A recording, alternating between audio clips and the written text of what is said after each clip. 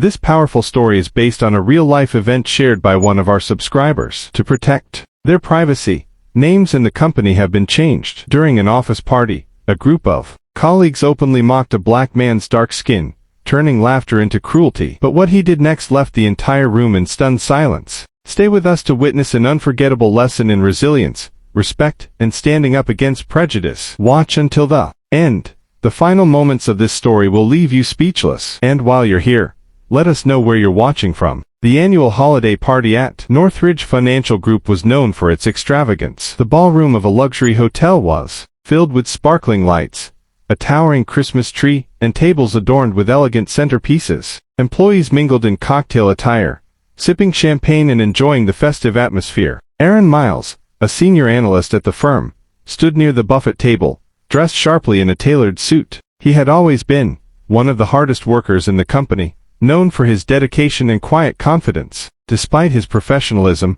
Aaron often felt the sting of being othered in a predominantly white workplace. Small comments about his appearance or tone of voice had peppered his experience over the years, but tonight he tried to let himself enjoy the celebration. As Aaron filled his plate, a group of co-workers standing nearby began whispering and glancing his way. One of them, Mike Davidson, a mid-level manager with a loud personality, smirked and nudged another colleague, pointing subtly at Aaron. "Man, I think the lights in here are dimmer when he stands under them," Mike joked, chuckling. The group laughed nervously, some glancing at Aaron to see if he'd overheard. One woman in the group, Karen Foster, added, "Bet he doesn't even need a costume for Halloween, just steps outside and disappears." The laughter grew louder, emboldened by Karen's comment. Aaron froze for a moment, the words cutting through the festive atmosphere like a sharp blade. His stomach tightened, but he pretended not to hear, focusing instead on his plate. Aaron moved to a quieter corner of the room,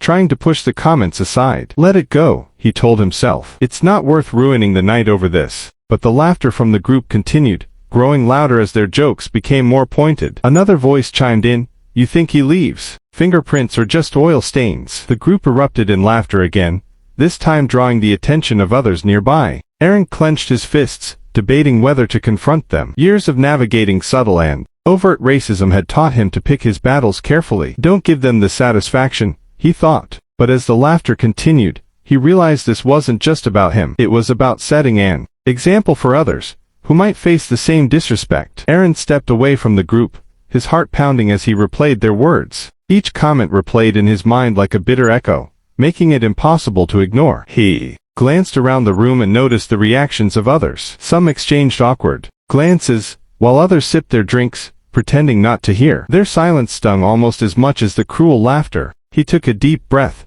trying to steady himself. "Let it go," he thought at first. "Don't make a scene." It was a mantra he'd learned to live by in spaces where he often stood out, where speaking up risked being labeled difficult or overly sensitive. But this time felt different. Aaron thought back to the long hours he'd spent earning his place at Northridge Financial, often being the first to arrive and the last to leave. He thought about the obstacles he'd overcome, the extra effort required to prove himself in a workplace where he was often underestimated. "Why should I have to stay silent to make others comfortable?" he wondered. Looking at the group again, he noticed their carefree smiles, oblivious to the weight of their words. Their laughter wasn't just about him, it was about perpetuating a toxic mindset that made others feel smaller. Aaron's gaze shifted to a junior black colleague standing by the bar, quietly observing the scene. The young man's expression was a mix of discomfort and resignation, as if he'd already accepted that this was just how things were. Aaron's chest tightened. "If I let this slide, what message am I sending to him, to myself?" Straightening his posture,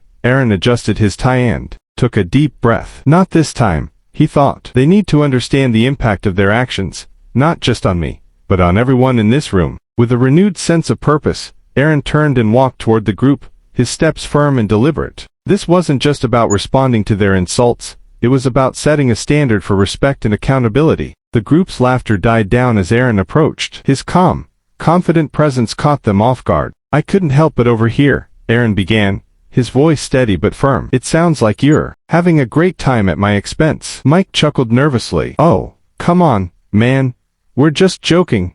Don't take it so seriously." Aaron smiled faintly, his tone calm but unyielding. "A joke. Let me ask you, why does my skin, something I was born with and am proud of, Make you feel entitled to humiliate me in front of everyone? Karen shifted uncomfortably. We didn't mean anything by it. It's just jokes. Aaron's eyes swept the group, his voice growing more powerful. Jokes like this are the reason people like me have to work twice as hard to be taken seriously. It's the reason others in this room stayed silent while you laughed, even though they knew it was wrong. The crowd nearby grew quiet, the weight of Aaron's words settling over the room. He continued, you might think it's harmless, but words like yours reinforce a culture of disrespect, a culture that dismisses people's worth based on their skin color. I'm not here to be your punchline. I'm here because I earned my place, just like everyone else. The entire room seemed to hold its breath as Aaron finished speaking. His words hung heavy in the air, cutting through the festive music and chatter like a blade. For a moment, nobody moved. Mike's smug grin had long disappeared,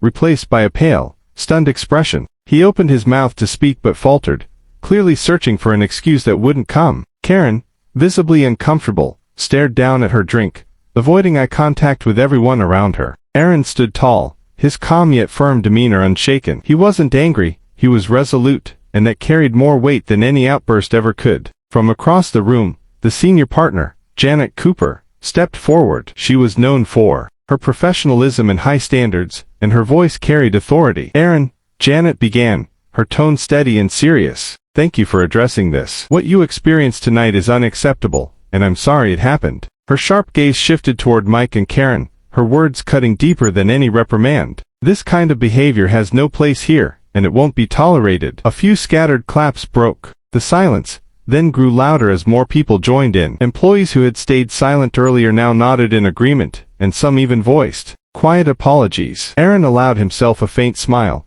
not out of satisfaction but relief. His message had been heard. He glanced around the room, noting the ripple effect of his words. Janet's backing was more than symbolic. It was a promise that change was possible. The applause swelled, echoing through the room, and for the first time that night, Aaron felt seen, not for his skin color, but for the strength and dignity he had shown. After the party, Aaron received quiet apologies from several colleagues, who admitted they had overheard the comments but hadn't spoken up. Janet promised to implement stronger workplace policies to address microaggressions and educate the staff about respect and inclusion. Mike and Karen, visibly humbled, avoided Aaron for the rest of the evening. Their behavior didn't go unnoticed, and they faced formal consequences in the following weeks. As Aaron left the party, he felt a sense of pride, not just for standing up for himself, but for planting a seed of change in the company's culture. Sometimes you have to speak your truth, he thought, and let the rest fall into place. Subscribe now for more stories that challenge prejudice and inspire change. Have you ever witnessed or experienced a similar moment? Share your story in the comments or email us at the address in the description. We'd love to tell your history.